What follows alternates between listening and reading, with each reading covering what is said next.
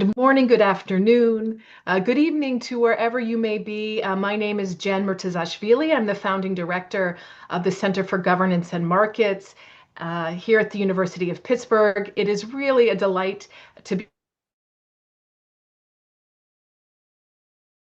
who are really working at the cutting edge of entrepreneurship and the future of development assistance. And our big guest today uh, is Faisal Saeed Al Mutar, who is a social entrepreneur and media executive whose work focuses on economic development, innovation, and leadership in the Middle East. He's the founder of an organization that we've been working quite closely with called Ideas Beyond Borders, which he has built along with his team into a leading platform advancing free market ideas, innovation, and policy reform in the Arab world. His work brings together intergovernmental organizations and private sector partners to promote entrepreneurship and reduce bureaucratic barriers in the support of job creation. He's a frequent contributor on issues of innovation, counterterrorism, and geopolitical stability, including on the TED stage. And I'd really highly encourage everyone here to watch his TED Talk, which came out earlier this year. He mentors startups and emerging leaders across the region. He's also received the President's Volunteer Service Award from President Barack Obama and has an honorary doctorate from Whittier College. Faisal, it's a real honor to be with you today. And before we get The started, honor is all mine. we're going to introduce our partner in crime here, Max DeGregorio, who is the associate director of fintech at the Milken Institute, based in Washington, D.C. Max, as I love to proudly proclaim, is an alum of the Center for Governance and Markets and was a true early investor of his time with us. And it's been a real joy to watch his career soar. The purpose of our conversation here is to talk about the future of development assistance, which seems like a pretty bleak topic for those of us who focus mainly on the governmental side of this. But over the past year, Faisal and I and a group of us have been working to really brainstorm what a future of development assistance might look like with reduced government support. We all know that the U.S. Agency for International Development is no longer with us. This doesn't mean that the U.S. government is no longer in the aid business, but we know that aid will look very different, at least from the U.S. side, than what it has looked like in the past decades. But the United States government is not the only one to reduce its aid portfolio. European donors have similarly scaled back much of their bilateral assistance and humanitarian and even development assistance. But that does not necessarily mean the landscape is completely bleak. So we're going to talk about that today in our conversation. What does the future look like in an environment where there is a reduced aid portfolio? And how, does this mean that people are without assistance or opportunities? So, Faisal, I know that you've just returned from a whirlwind trip to the Middle East, exploring a lot of these issues. I know you were in Abu Dhabi and Dubai, UAE, and of course, you're a native son of Iraq. I was wondering if you could just tell us a little bit about what you're hearing from your trip and from conversations that you've had recently. Well, thank you again, Jennifer, for this wonderful introduction, and thank you for the Center of Governance and Markets. So we're proud allies of your center, and glad that we share a lot of the same values. So this is I mostly do an annual trip around this time of the year because of some of it have to do with weather.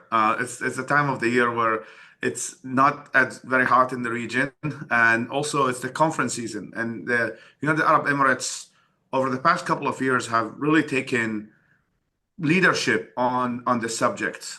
They're not the only country, but the UAE really shows that what good governance in many of these subjects looks like. And the conferences I've been to is the Abu Dhabi Finance Week, and then the the one about financial technology and Bitcoin, and the other main one was about Bridge Summit, which is the largest media conference in the region. So, how does the main thing that I really like about kind of Abu Dhabi in this regard is that they have taken leadership, and these are not things that I believe that can be imposed on a certain group of people. Over from the beginning of the establishment of that country, they have this famous quote: "What's good for the merchant is good for Dubai." And they have built their entire kind of nation and ecosystem on this subject of what is good for markets. And I mean, United Arab Emirates is made of six emirates, Abu Dhabi being the capital and Dubai being the financial capital. And from the beginning, they have established this kind of mindset of, oh, Dubai doesn't have oil, so what we're going to exceed at? We're going to exceed in logistics. We're going to exceed in being a connector between India and South Asia into the rest of the world. And that's why their airlines, the major one, Emirates being one, and the other one is Etihad, they act as a hub between connecting people from North America to the South Asian continent. And one of the major kind of conversations that were had, and I think this has been going on for many years, not just this year alone, is what a world, what the Middle East looks like without constant American intervention. I think there is definitely a sense from lots of leaders in the Middle East that the focus is going to be predominantly on China. It is a competition. Now we live in the world of US-China competition. And where does the Middle East fit within that conversation? Is it just going to be an energy hub? Is it just it's going to be a place of innovation and technology? And they're applying a lot of these kind of mindset. I mean, there's the called Abu Dhabi Global Markets, which is special economic zone. It's one of the easiest places to establish a business, and that's why a lot of countries within the region are who have kind of failed governance or don't have a great regulatory reforms in the region. They're looking up to the UAE to establish their businesses over there, and then be able to expand and work. One other addition, of course, over the past couple of years, because of the Abrahamic Accords, is Israel. So now there is a significant amount of Israeli companies operating inside the Arab Emirates, mostly focusing on the fact that through that they can expand for the rest of the region, which was an opportunity that was not available for them in the past. So I would say they're playing it intelligently. Obviously the negative part, I would call the negative part, is that the region remains very fragile. I mean, I guess you want to call it a blessing or a curse that the United Arab Emirates is not far away from Iran. So you can interpret that in a way you want. So that obviously these kind of, whether militias or kind of non-state actors or state actors in some regards, really add a lot of fragility to build an advanced financial infrastructure, financial system. I mean, the entire credit system and the entire loan industry, to a large extent, is relied on economic stability or geopolitical stability in the region. So if there's no or there are some conditions that don't allow that, then many of the banks or many of the credit industry are worried. So that kind of stagnates some of the economic development that could have happened if there was a stable region. So that's the kind of, in a way, you cannot talk about economics without talking about geopolitics, and you cannot talk about geopolitics without talking about economics. And that's why you'll see my work has always been in that intersection, that if you care about economics, you have to care about geopolitics, and vice versa. And really, I'm excited to hopefully go again in March, where they will be having more of these conversations, not just in Abu Dhabi, but also in Riyadh and other parts of the region. Yeah, so just to briefly follow up on that, the geopolitical part is so important here. And, 20 years ago, I would go to UAE and, it would just amaze me because you'd see people from all over the world who you wouldn't necessarily encounter in the United States or Europe, people from Iran, people from Russia, shopping at malls together, right? I mean, this is kind of how a lot of this got started and then eventually scaled up into this high-tech platform that we see now. But how much of the geopolitics that you see is really a reaction against these other blocs, right? The Iran, Russia, China, and how much of this is really a positive articulation of a future-oriented vision, or are they distinct from one another? Like, how durable is this kind of this growing geopolitical shift that we see that's really centered around UAE? Well, I mean, it's a very multi-layered question you just asked. The official kind of narrative. I mean, if we're gonna just take the Middle East, digest it in like 5 seconds, it in this interpretation you can look at it from a small states and big states mentality. The small states being the Arab Emirates and Bahrain and Qatar. And each one of them have very different definition of what that looks like and what the future looks like. Qatar looks at it from a political standpoint, so they fund multiple actors in the region, and their official narrative is that if we kind of fund everybody, then people not gonna blow us up. Well, that has been challenged the past couple of years. Qatar, I think, takes I guess the badge of being bombed by both Iran and Israel. So makes it a very unique country. And then the UAE takes the narrative of if everybody does business with us, nobody's going to bomb us. So that's also part of the logic of the Abrahamic Accords and stuff like that, in which you have the Israeli embassy and the Iranian embassy 10 minutes away from each other.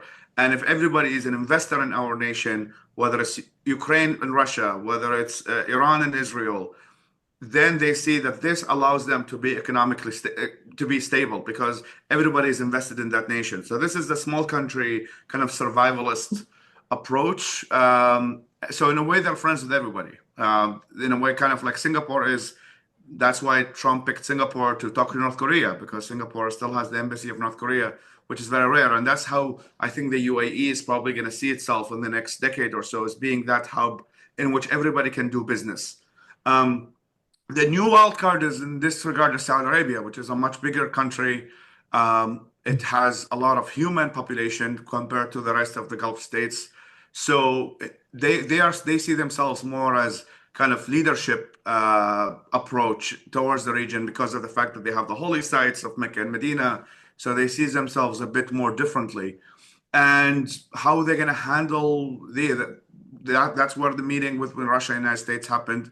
So the way that the Middle East, I was going to write an article, I think a week before October 7th, in which I was going to say the rise of the post-ideological Middle East. And so obviously I was not fully wrong, but I was not fully right. And then this idea that the Middle East is transforming its identity from being a place of conflict and ideological narratives into post-ideological, let's do business. We have no interest in picking sides in wars. And if the Chinese want to invest, that's cool. If the Americans want to invest, that's cool. We just want to be rich and having a good life, and we are not going to be part of an ideological warfare. And that's, I think, is really kind of, I would say, the next decade is going to be defined by this conflict between those who want to stick to the ideology, whether it's the Islamic Republic of Iran or Hamas or any of the kind of these militias. That's one big force, and then the other force is like, let's move on from all of these ideologies. They haven't served us anything. We're going to be living in a post-oil world in the next couple decades, and if we don't redefine our economies beyond oil, we're going to be left out and forgotten. So I think when you can see these tensions anytime you go in the region between those who want to just carry the flag and be about ideology and those who are like, let's move on and build a business. So is this like jihad versus big world 2.0? I guess it's jihad versus blockchain. I don't know, but it's Right. and yeah, I mean, I would say yeah, jihad versus business. I think that's Okay. that's one way to frame it, and really in that regard, big business and small businesses because they definitely attracted big businesses. BlackRock, I think, established some of their headquarters in Arab Emirates, and JP Morgan and all of the kind of the major economic places. But they're also very, I think if I'm not mistaken, it takes 5 minutes to register a business in the UAE. So it's became like an extremely efficient and lenient place to do business, to establish a business. And then you have the logistics hub with Emirates and other places where you can establish your company in the UAE and ship to India and the rest of the world within a couple of days of being established. So that's, I would say, it's the kind of a centerpiece of the new identity. Mhm. Great, Max. No, I think you make an excellent point, Faisal, when sort of discussing this role that the UAE has played. It's becoming sort of an emerging hub for capital, for finance, for investment in the Middle East, and it is certainly taking on a bigger role as a center for convening as well. Like at the Milken Institute, we have our annual conference for the Middle East and Africa every year in Abu Dhabi, and that just wrapped up just 2 weeks ago, right before Abu Dhabi Finance Week. And like something that we've noticed over the years being there is like you said, like Dubai itself is a major financial center, sort of a hub for your traditional financial service providers, also a major remittance pro and remittance providers. And then we also see Abu Dhabi, on the other hand, is a big hub for wealth management, for sovereign wealth, for family offices. And it's just a very interesting dichotomy there. Um, but so what I've been working on with Jen this past fall is a series on fintech and international development. Like Jen said, I work on fintech issues for the Milken Institute, and we've brought a sort of a series of great speakers sort of here to the CJM to talk about that. And Jen asked me to hop on this to talk about some of those issues we were thinking about. At the Milken Institute, I focus a lot on how is financial technology in the context of development improving sort of financial inclusion, getting people into the formal financial system, but also critically, how is it expanding access to capital and credit for entrepreneurs, for businesses, for startups?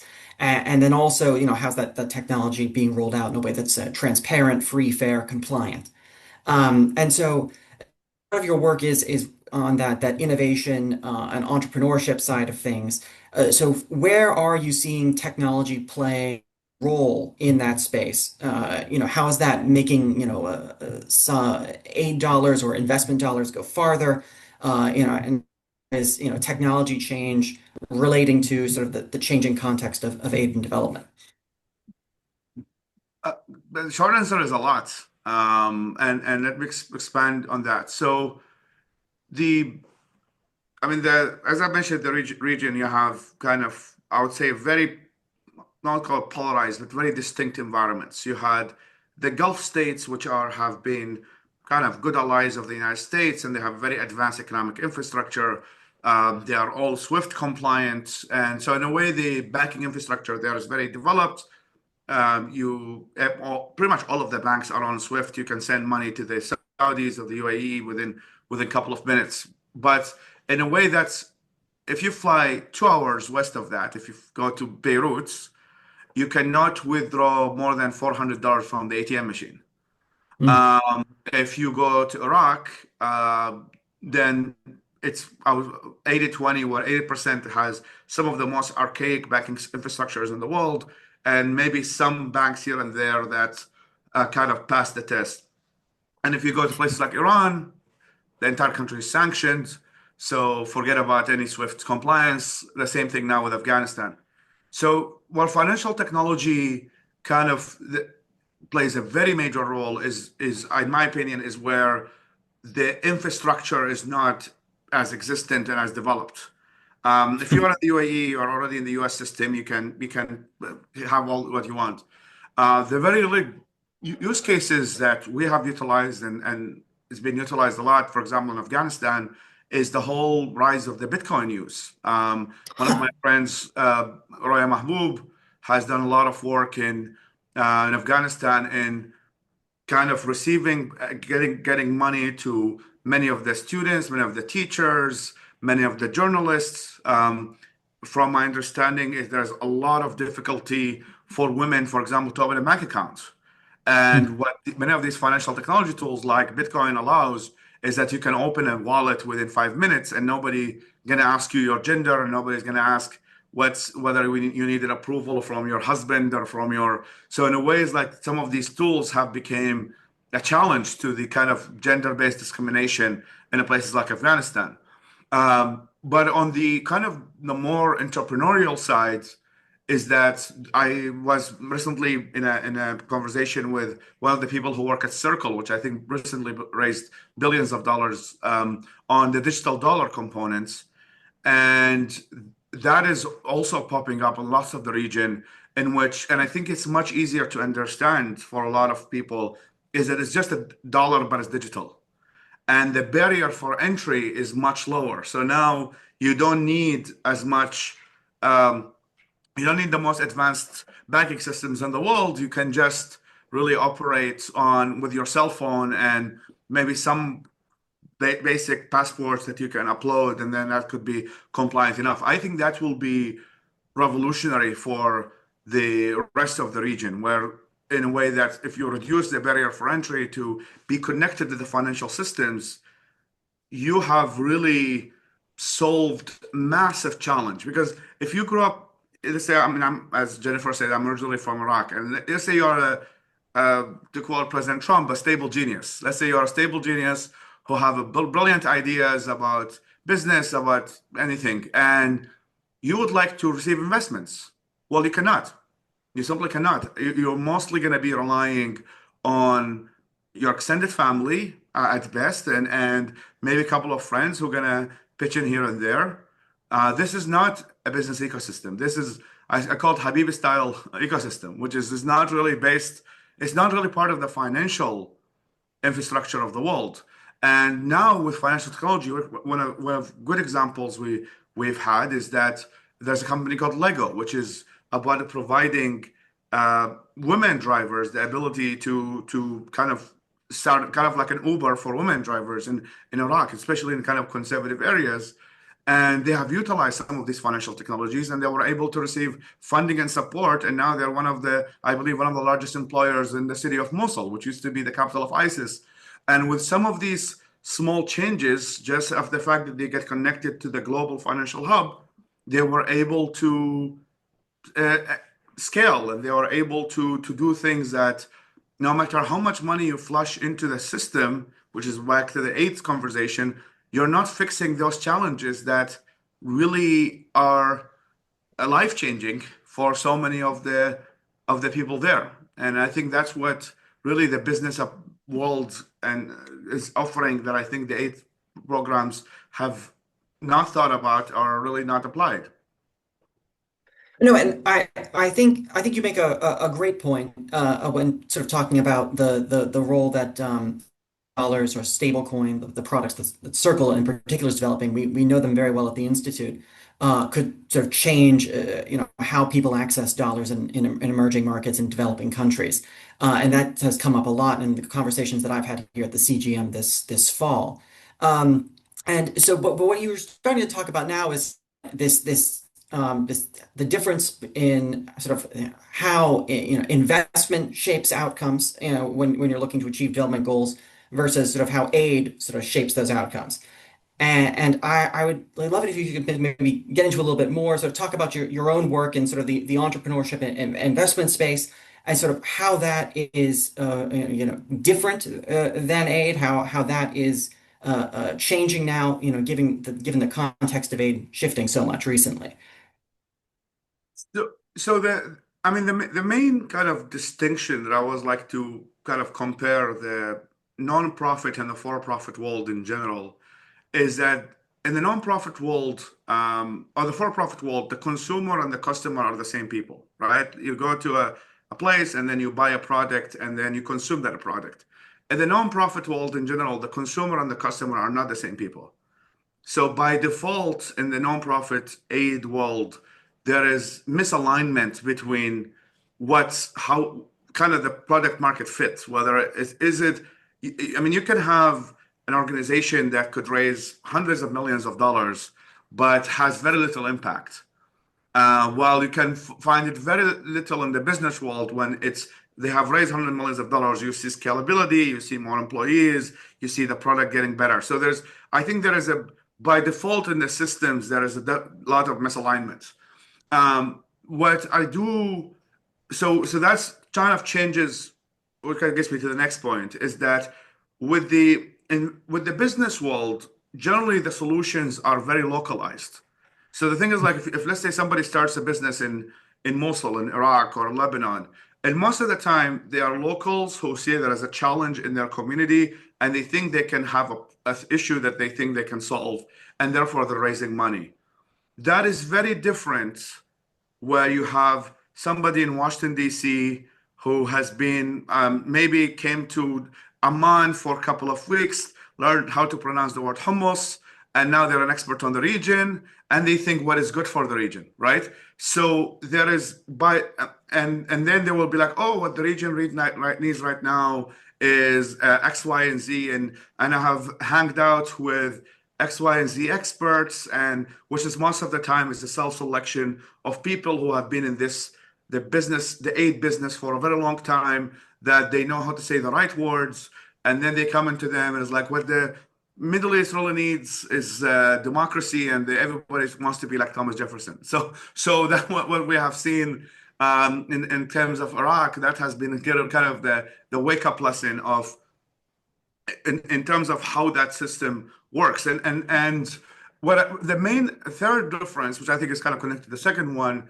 is the concept of agency. The difference between kind of business world and really the entrepreneurial world is that people are owning that solution. They are born and raised there, and they own it. That's where the kind of localized agency.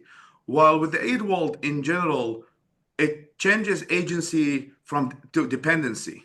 Is that in most cases we have seen, and hopefully the paper is going to be published, where I cite lots of examples of how the aid industry has really created, I mean, that's why I call it an industry, because what it has created an industry.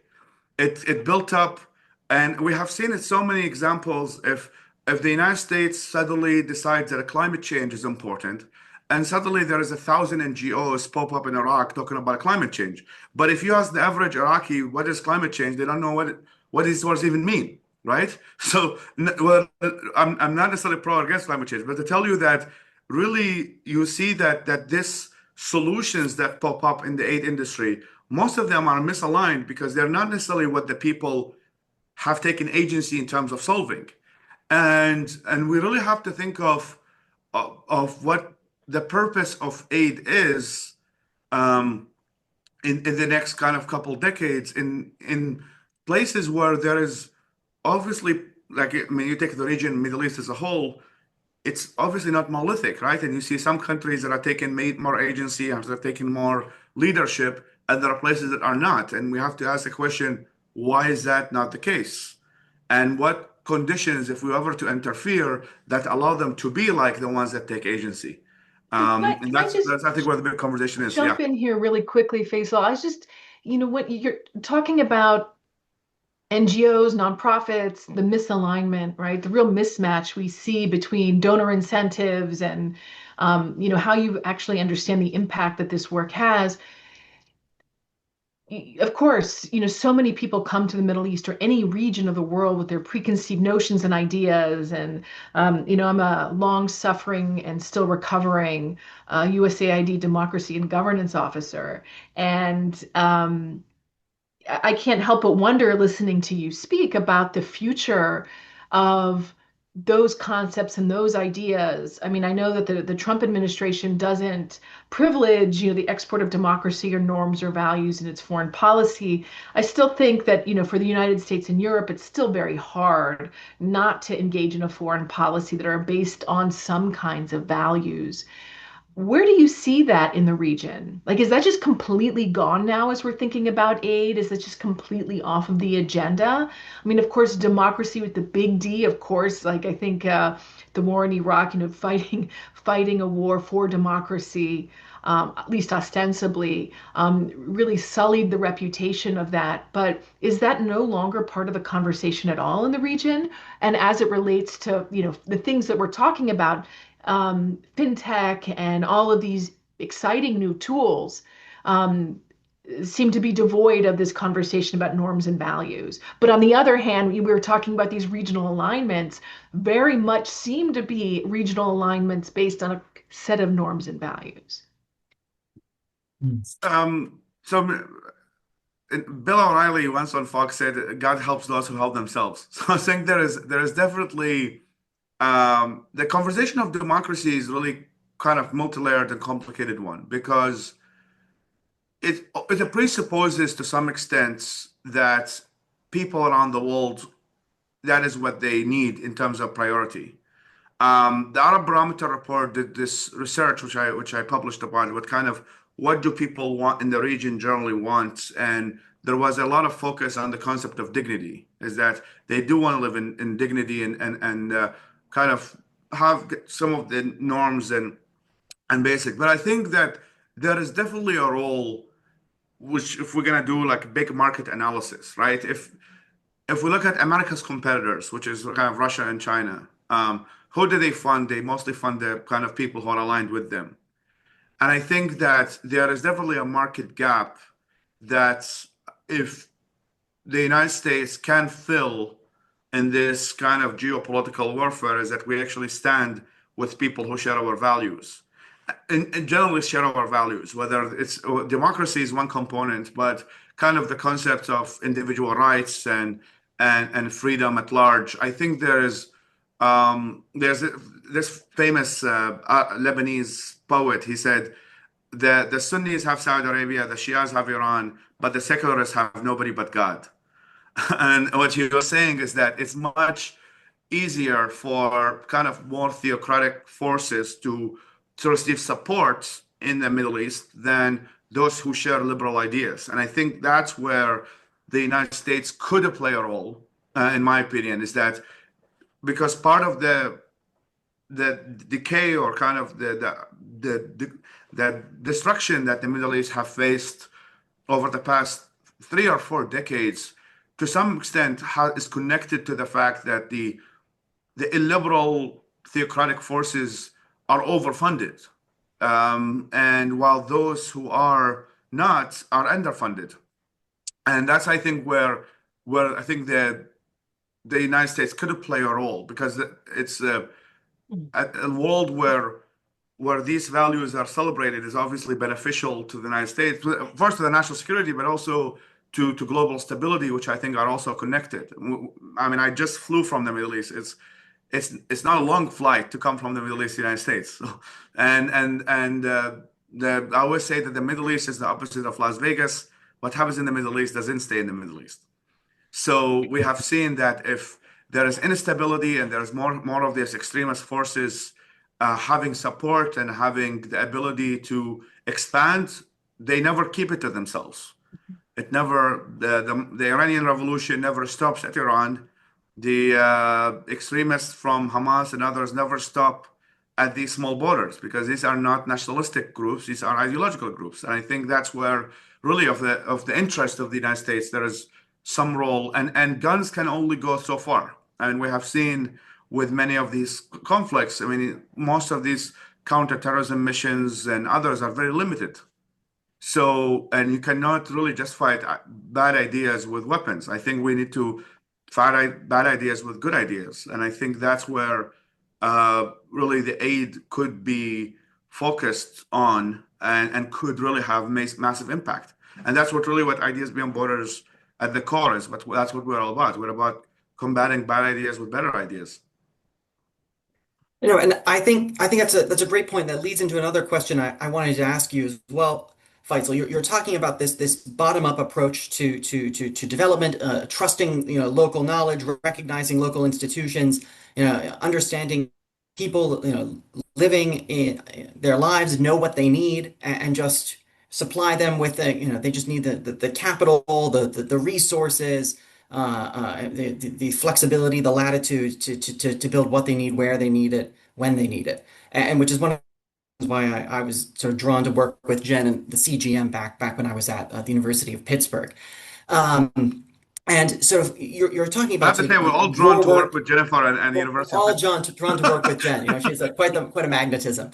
But something that you just started talking about that I wanted to ask about is, like what there's still like an appetite, right, to support development, right? There's, like Jen said, some public sector funding coming. There's still private donors that exist there, and like you've highlighted, there's investment dollars that are looking to be deployed in some of these places. Like, what support? How can these actors, sort of oftentimes sort of outside of the region, what can they do as they're looking to deploy their dollars, their capital, to sort of best support the vision of development that you outlined, right? What should these different actors be thinking about if they want to take that bottom-up approach? Listen, I would say that is the first message I have, and that's one of bringing back my Iraq background is that one of the mistakes of the Iraq War is that they bombed a country they didn't understand. So then I remember in 2005, President Bush famously was like, "Who are the Sunnis and who are the Shias?" And there was already a civil war popped up in the streets of Baghdad, and the United States didn't know who's who at the time, and why did the civil war even happen to begin with? So I think that the first, really, I would say, before deploying anything, is understanding the context in which this money will operate and really be strategic in what sector you want to go in. So let me give you an example. And that's what we do and I think about all the time is that when we started organization, we started with kind of this concept of the ideas and getting ideas out there, making knowledge accessible, especially on these values that we care about. But then many people were like, okay, you're talking about the importance of starting a business, but we cannot even start a business. It takes 3 to 4 months for us to go between paperwork in Iraq and all of the bureaucracies and the corruption. So we came with the assumption like, oh, if we just tell people to start a business and have local agency, well, they will take it. But then more and more we is that we cannot actually advocate for these ideas without really working on changing the policy framework. And that's where we have this project called Kurdistan is Open for Business, where we're aiming to change registration from 3 months to 3 days to kind of allow people to register businesses. So I think the best way to start is really trying to understand who are, in investment terms, do market research. What is available, what is not available, what needs to be complemented. I like to use the word complemented because in most cases, just like whether it's through military or non-military means, what you're doing is an intervention. And think about every action you're doing in the region is in a way trying to stir through an intervention, in most cases limited intervention, the ability to change things for broadly what is better. So, so I think is that this opportunity right now, like after kind of what happened with Doge, and by the way, I don't endorse any of what happened because I think it was done in a very messy way that really doesn't take into account any of these dynamics we're talking about. And if somebody really want to talk about cutting spending, there are much bigger things that America is wasting money on than the U.S. foreign aid program. Just to clear where I come from in this regard, but really so I think but this is an opportunity for us to pause and really reflect about what has happened over the past decades since many of these institutions started and what type of interventions do we actually need that in a way ends up being a win-win situation is that they are beneficial to these countries but also beneficial to the United States and really listen about kind of the priorities that these countries have or the people in these countries have and how they can take ownership over their countries and really and that to some extent the double-edged sword to some extent of U.S. intervention. There is really this big conversation the past couple of years about the Abrahamic Accords and whether the Abrahamic Accords is actually a result of too much U.S. intervention or the fact that many people think that the US is withdrawing from the world. And as a result of Mhm. that, the countries in the Middle East started talking to each other because they realized that as America is withdrawing, we actually have to take more agency. So sometimes we Mhm. also have to think about that there is a cost of intervention and there is also a cost of non-intervention. Mhm. And sometimes even the cost of intervention could be worse and vice versa. So I think we really have to think deeply about whether our interventions are making things better or worse, whether in a way they are creating more dependency or giving people more agency. And I think that's where really having a mindset of listening and learning and curiosity is the best way to go, is that you can come with all the preconceived notions you have. But unless you understand the region, understand what people want, then you're just gonna create fake solutions for fake problems. And then you wonder why lots of the money get wasted. I mean, there was $1 trillion spent on Iraq, and now we land in some parts of Iraq and you see the pictures of Khomeini everywhere. So I don't think that that money was well spent. I think everybody can agree on that. So that really is, I think, the core issue is like, are we really helping or making things worse? So, Faisal, you started to talk about the and something that the follow-up question I have is what we're seeing in the Gulf states in particular is this interest in like, yeah, you've seen maybe over the past year, sort of Saudi Arabia, who sort of had the PIF, used to be dedicating a lot of those funds to being invested abroad, into American capital markets and to East Asian markets. But you're now seeing a very concerted push by the kingdom to sort of develop and spur sort of business and industrial activity in country. And I'm wondering if any of that sort of energy from them or the other Gulf states is also, leading to like a push to be involved in development or opportunities sort of regionally. Like are they getting involved in the Lebanons, the Iraqs? Are you seeing sort of a regional push for investment in development in sort of the absence of those big Western development actors? That the answer is no. And let me explain why. So if you read all the visions of these Gulf countries, Saudi Arabia, Oman actually just released their vision.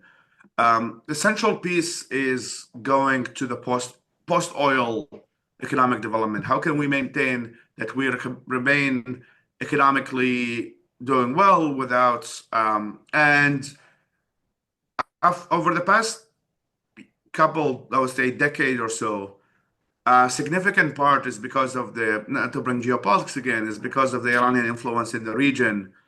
Many of these countries are really reconsidered whether they should invest in every place where Iran has influence, to put it mildly.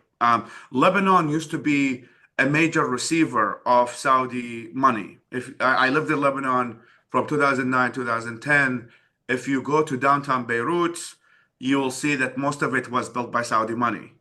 And the president of Lebanon, Rafiq al-Hariri, I think his wife is Saudi and he is half Saudi. So there used to be a very strong connection between Lebanon and Saudi Arabia in the past decade. Then things have changed. Hezbollah gets so much stronger. Really, kind of the state disintegrated. I mean, to put it in geopolitical terms, it's just there was no Lebanese state. Southern Lebanon felt like a completely different country. Rockets are flying towards Haifa and other places without the consent of the Lebanese population. After all of that, so that's of course an investment disaster, right? You get invested in a place that out of nowhere, a militia just fires rockets into some other country without any consent. So after that, many of these countries pulled out all their money. Would be like, which I if I mean, and they get smarter. To be honest with you, is that many of their kids studied at Wharton and they studied at Harvard Business School and all these places, and you do basic market research. And I have $1 trillion to invest through the sovereign wealth fund. Is it better for me to invest it in a country that is surrounded by two oceans, like the United States, or invested in London or some other, or would I invest it in a place where I have absolutely no control over my money, and out of nowhere, some guy comes in and fires rockets and destroys all my investments. So really the some of them, I mean, for example, the UAE have done some efforts of soft power, so they have built some hospitals in Iraq and some other places where it's mostly viewed as a hedge against some of the Iranian influence that, okay, if the Iranian influence is doing that, we're going to build some hospitals. But it was predominantly in Sunni areas. And in that way, they can guarantee that some of these hospitals will not be destroyed.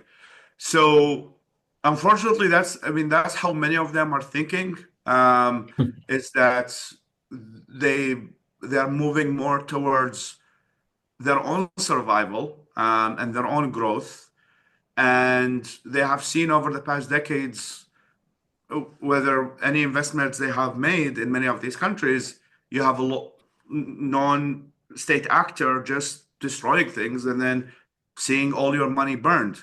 And that's why they're focusing a lot on policy reforms, backing the new leader of Syria, backing Mhm. the new leader of Lebanon, because unless you get rid of some of those non-state actors, Iranian non-state actors, you don't have a state, and then you lose all your money. So I think that they're focusing a lot on the big picture, supporting leadership to see if something is going to stabilize there. Well, that's excellent. Jen? So one of the things I was just curious to know about, actually, before I ask you more questions, there's some questions that have come up from the audience. I could talk to you all day. Um, we have a question from Wayura Robertson who asks about examples of successful interventions. Do you think that there's anything, successful aid interventions that you think have had a positive impact on people in the Middle East? And then what kind of steps would you recommend for NGOs or other organizations to properly understand the regions they're working in? Great question. I could mention one example that I am very familiar with, actually two examples. The first one is Deutsche Welle. So Deutsche Welle is the English or the German version of the BBC and the Voice of America and US Agency Global Media. And over the past 8 years, what they have done really well is that they have given a platform, a major platform, to all of the liberal-minded people to be able to be on television. One of the most famous one is Ahmed al-Bashir, who is one of the most known comedians, who's very critical of Iranian militias and really kind of been a very reasonable voice for progress in Iraq. So what they have done really well is that they have built a channel really understanding the market landscape is that, okay, you have all of these actors pushing their own narratives, but there is very limited space for the narratives related to kind of liberal voices. So that's an example I think was really successful. I think the Germans have also done some work, a place called the Station, which is an accelerator for startups in Iraq. So in a way, they became a hub for startups and providing them with training and things like that. So a lot of it is focused on local agency. And of course, there's us, but I'm not going to do self promotion in this regard. But I think this, I would say, the two examples that really come to mind that have really kind of changed the scene in a more positive direction. As for the NGOs that probably understand the region, I mean, I think there is really, and I've seen a lot in the investment world, is sometimes you don't only invest in ideas, you invest in people. And when let's say you want to fund a startup, and you don't only look at the business proposal of the startup, but you also look at the personality of the person pitching the startup and whether they're willing to learn and they're willing to adjust and iterate based on the kind of the needs of the environment. And I think over one of the most important things, and maybe that could be my next book, is the whole subject of vetting. Is like how do we know that we're actually working and talking to the right people? And in the Middle East in particular, we all know the New York Times did a very famous investigation about how even many of the think tanks that exist in DC are funded by state actors in the region. So in a way is that if you're gonna be you're living in Washington, D.C., and you want to understand the region and you want to go to, without mentioning names, I think the New York Times could find they have good lawyers to defend what they have written. But you will see that most of what you're going to hear, say you are spending a lot of time in D.C., most of the time you're going to hear are from people who are funded by a state actor who want to push you a specific narrative of what the region is. And I think one of the very important things is to understand that when you're talking to think tank X and think tank Y, you're actually hearing the Qatari perspective or the Saudi perspective or the Israeli perspective or any of these state actors in the region. So I think that's very important for you to know who are you actually talking to. I wish that many think tanks in DC were like Formula One, where you can see who the sponsors are. So that way, when you're talking to somebody, you know actually who's behind that think tank. I think that's really helps. And I've seen it across the years. I mean, I arrived to America in 2013, and I have known people who are obviously have been funded by a state actor, obviously have affiliations with some groups, extremist groups in the region, and they were invited to the White House and they were invited to State Department. And I think that, and Jennifer, you probably know what I'm talking about, who I'm talking about in particular, but I think is that that kind of environment makes it a bit really hard to know what's true. And I think it's very important to for really develop a methodology of vetting to know that what you're learning about the region is not just it's not funded by a specific state actor, and also it's the truth. And I think obviously visiting people and visiting the region helps a lot, and maybe even ideally hiring people from the region who really understand it really well and understand local nuances. I mean, we built a program on Afghanistan, and my team was teaching me a lot of things I didn't know, that this NGO is part of someone political party, and this NGO is funded by this, and this is of this specific I group. have to say, though, Faisal, it's really hard, as someone who's spent so many years trying to fight this, exactly, this group think. And, I started off at USAID. I was a Peace Corps volunteer. But even, organizations that receive funding from my own government have very strong interests in protecting those narratives. And it's not that those narratives are necessarily bad, but with philanthropy, it's it's very hard to separate the interests of, the principal agent problem, right? So in a business, you know that who your consumers are and what they're paying for. But in this kind of environment, when NGOs are funded by governments, or think tanks, it's really hard to understand what their incentives are and who they're serving. Even the best intentioned nonprofits, when the funding then comes from an external third party source, that principal agent, as we say in economics, that principal agent dilemma really changes. So it's really interesting to study, I don't want to say organic civil society, there's no such thing, but that comes from regions, it's come from citizens.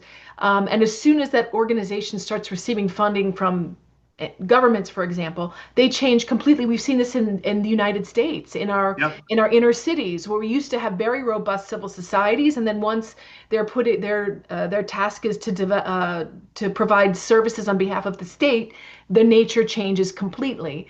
But that's one of the things we really like to do at CGM is we say that we're a hub of centers and scholars around the world who work on institutional analysis from the ground up.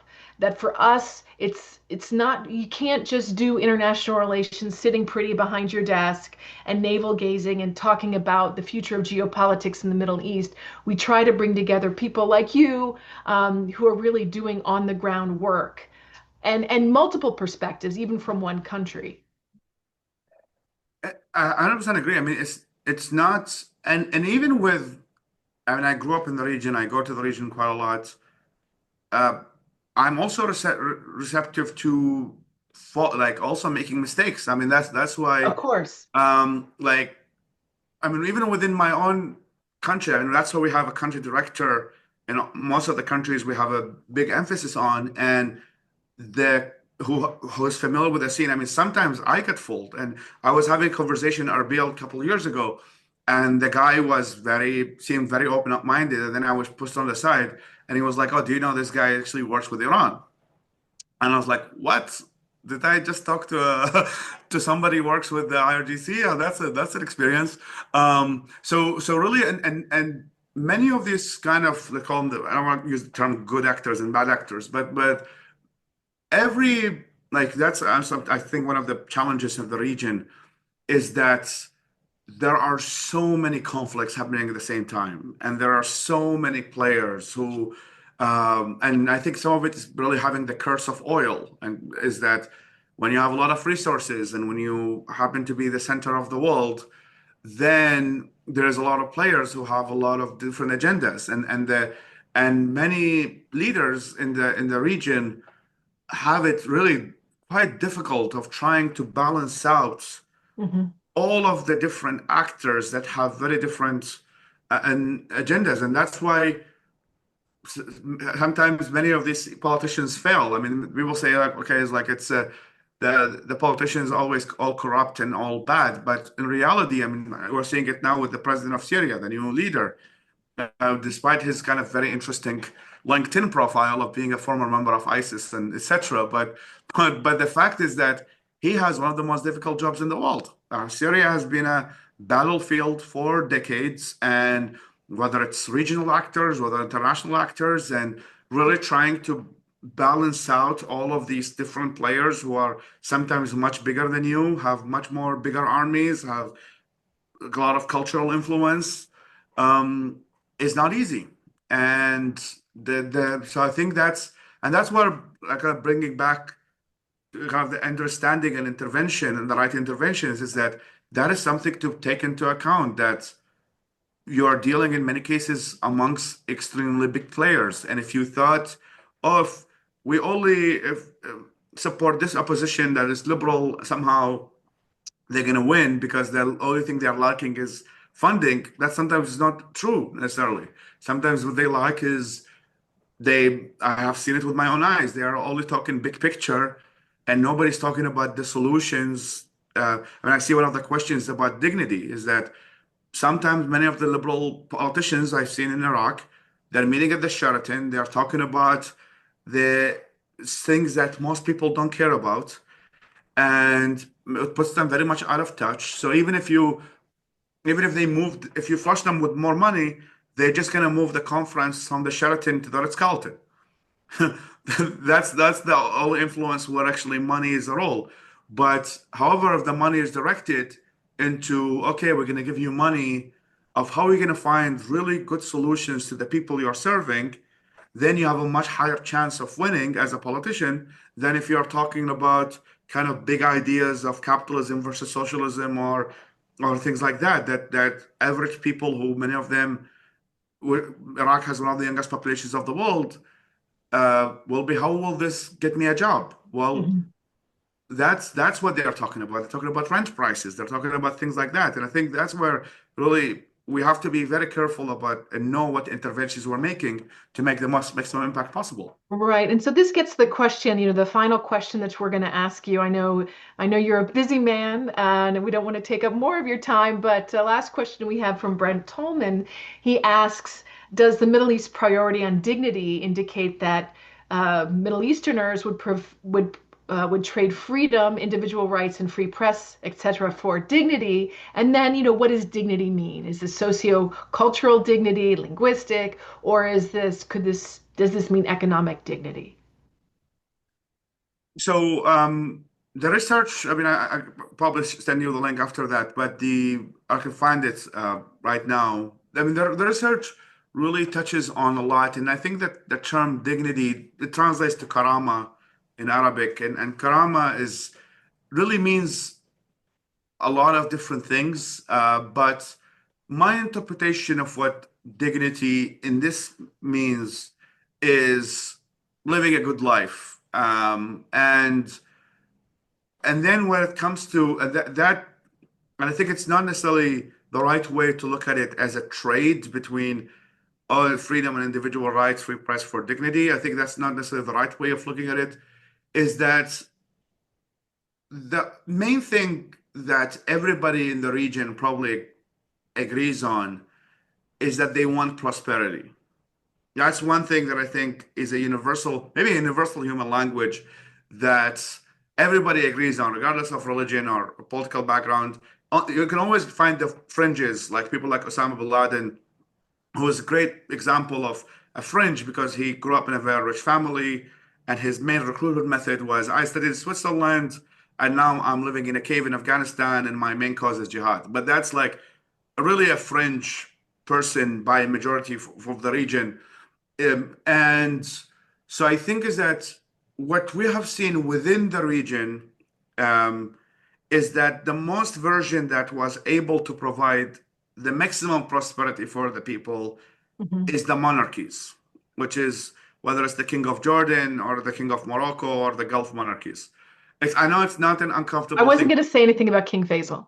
No, well, King Faisal was killed by the communists, so Right, that's right. that's a unfortunate thing. But the thing is, so we what and what many people have seen. I'm telling you the common sentiment in the region, not necessarily my view, because it's a bit more complicated than that. But they have seen that okay, like if I was raised in a monarchy or raised in these stable places, because that's how people connect these dots. Monarchies bring stability. I know what next week gonna look like. Um, then these are good, while democracy has led to more chaos and civil wars and things like that.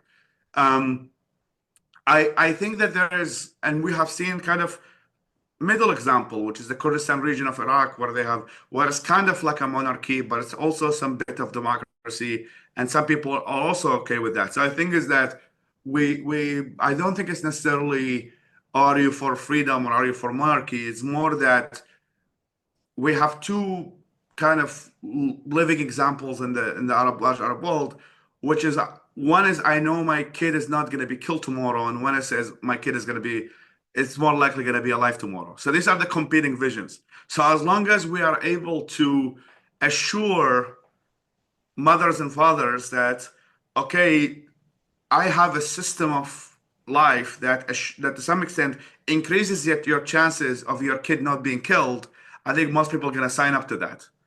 And I think that's where, because what they see is very extreme examples, right? They see Iraq, quote unquote, transferring into democracy, and then civil wars ended up, and now pretty much under the control of another country. So they see this example, and everybody in the region would be like, I don't want to end up like Iraq. So that's how many people they're not comparing between Sweden and Jordan. They're comparing between Jordan and Iraq. If I'm a Jordanian, I'm looking to the country next door. If I'm so that's how a lot of the people see it. I think if we can show that these ideas of, as I see, freedom, individual rights, and free press can succeed regionally, the same way Taiwan is successful in its own regions in East Asia, then at least we have an example next door of people that people can relate to. And I think that's the challenge is that we have to show that there's a good successful example for people to be like, okay, I want to be like this Right. country. You Um, know, when taking this back to sort of the issue of aid, I think one of the ways that the sort of the mainstream aid agency, one of the mental models, and I saw this in Afghanistan especially played out when you'd hear these generals talk about winning hearts and minds, right? And this very simplistic model that, all right, you're going to give people stuff and they're going to love you for it. And all you got to do is build that bridge in the village or job creation and provide some minimal security, and then that's winning hearts and minds. And that's, in to as a political scientist, that's the sort of the positive rights version. That if the state gives you these kinds of things, then you're going to be really happy. It's the Sweden version, right? And the American version of that is, at least the more American version of that in terms of rights, is thinking the state leaves you alone, you're going to be happier. That your happiness doesn't come from things that are given to you, but instead of the right to your own agency. And this is kind of a, not that the US did this in foreign aid at all. They adopted you the know, Swedish version. the Swedish version, Yeah. give people things, and this is how people think of soft power, which I think is absolutely bonkers. It's not about soft power. I mean, we can have it that'll be for our next conversation, Faisal. But the idea that sometimes it's restraint, right? That earns you respect and gives people a sense of dignity when a state doesn't impose something upon you, that gives you the space to be who you are, allow you to live how you want to, doesn't impose that on you, gives everyone the same rights to do that. I'm not talking about democracy or, free press, but it's the idea because once you embark on that road towards positive rights, it does assume this kind of uniformity of um, people's desires and agency. How do I explain that? Everybody wants the same thing, and those common desires are going to give the state legitimacy. Yeah, and that's something where I guess I agree with you is that the main thing that I think needs to be studied is that how to give people the feeling of agency. I mean, and I can tell you just an example from my uncle, right? My uncle was born in the 60s. He was 18 and he was drafted to the Iraq-Iran war. Then after that, he lived in the sanctions. Then after that, he lived in the America invasion, and then the Civil War, and then and then he, I think, died of cancer of some sort. So the thing is that how to give like the agency to some extent is also connected to stability. And when people believe and have lived under conditions that really killed all of their agency, right? Because there are so many big players, and that's where the rise of conspiracy theories in the Middle East is very high, right? Because people don't think they have any sort of agency because there is a bigger player that whether it's from the Mongolians 1,000 years ago to the Ottomans to the Persians to now kind of the big players is that. And I think that sometimes it's like, what are the prerequisites? Like, if we're gonna create uh, is that what are the prerequisites that need to exist to give to people that makes them think or believe that they have an agency over their own future? Because for decades they never had any feeling of that, and I think that's where.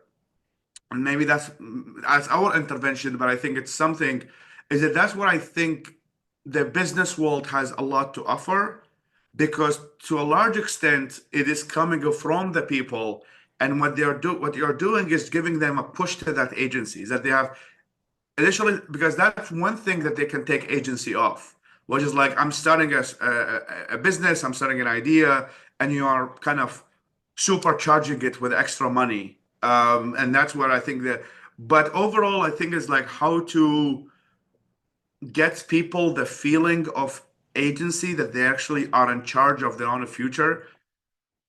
In the region, I can tell you it's not easy because in most cases you're always eaten by somebody bigger or someone who has more power than you and gets all of the agency away from you. And I don't think that an aid to some extent has become entered that mix without understanding what the mix is. It's like, oh, if we just flush money into this and we do a couple of things here and there, suddenly people are going to take ownership. But I think there are some preconditions that need to exist, and we're seeing it back to the conversation about Abu Dhabi and the UAE.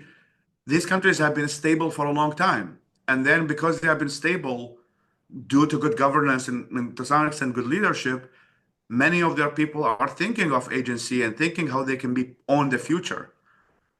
Many countries in the region don't have that confidence. They don't think they can own the future because they have failed governance for the past 60, 70 years, and they think they have no say. And that's why in the latest research, about 70 to 80% of youth in the region, their main dream is to escape the region. Mm. When they get asked, what do you want to do? They will be like, can I get smuggled on a boat to Greece and end up in Europe? Because that's where I will have agency. Because And I so the don't. next question I want to ask those people is if you want to leave, what would it take to make you stay? Right? What would it take? What is it? Is it security? Is it governance? Is it however abstract that may be? And I think, for our next conversation, Faisal, can people feel that they have agency in these societies or in any society without democracy? Isn't that the ultimate expression of people having agency?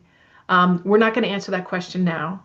That'll be for Yeah, next I'll time. have to think about it because it's a very important question, and yeah, I'll probably do more surveys with the people in the region to actually give you something more scientifically Absolutely. approved. Yeah, Yeah. I mean, we think of, and then, but democracy has been a false promise, at least as how it has been executed in so many parts, not just of the Middle East, but around the world. And increasingly, people are saying that about the United States as well. So, Faisal, thank you so much for your time. It's always lovely to see you. thank Um, you. I think there'll be another conversation coming up soon about all of this. Max, thank you again for being such an inquisitive expert on all of these things related to Bitcoin, fintech, all of the things that are so hard for many of us to wrap our heads around. But it's really important as we think about the future of development and the future of aid, is that the world is changing so fast and that the models that we have politically are no longer around because of choices that politicians have made. But I can't help but think that we know the ways that people are innovative in solving problems, and that is the mission of our center, the Center for Governance and Markets, as we explore the innovative ways people come together to solve problems, and we see that around the world. And Faisal, the work that you do at Ideas Beyond Border with your incredible team really helps us understand that in such a deep and meaningful way. So thanks for taking the time to see us. Thanks for all of you who have come to our discussion today, and wishing all of you a very happy and peaceful holiday season and new year. Thank you.